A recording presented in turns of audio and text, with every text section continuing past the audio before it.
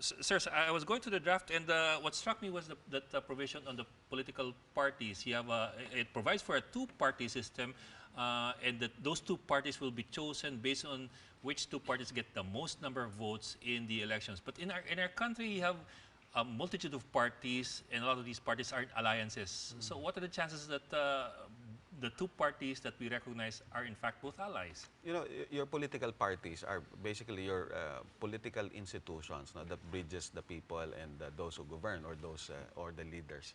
And there's no particular country in the world which has dalawang partido lang.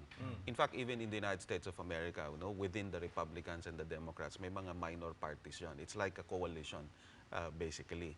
And apart from that, since the mid-90s, meron ng movement dyan to do a third party, no, starting with Ross Perot. So in other words, you can't really come up with the provision which is dalawang party. It's like suggesting na kinukurtail mo yung right to political association. So I don't know again where this came from. If you really want to address the issue of a multi-party system, either you do it by way of the electoral system or you introduce a parliamentary system. Yun lang yung pwede mong gawin dyan. Kasi, halimbawa, yung UMNO sa Malaysia, akala mo isang buong partido lang yan. Hindi. It's a coalition of parties. And the reason why this happens, again, precisely is because it's always a question of numbers when you form government in a parliamentary system.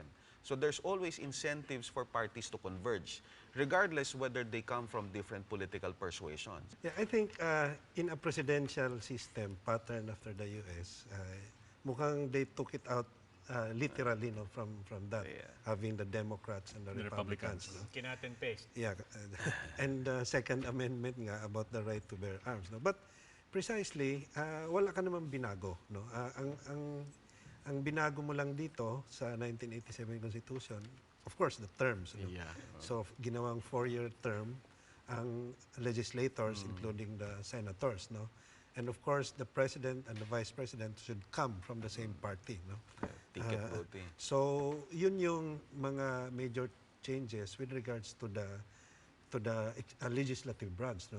And of course, the House becomes powerful because the Speaker becomes now the chair of the Commission on Appointments, and all appointments, including that of the Ombudsman, Deputy Ombudsman, the Civil Service Commissions, the Constitutional Commissions, will have to go through the CA, no, which is headed by the Speaker. So, in effect, the House becomes a very powerful institution, and it sidelined the Senate. No?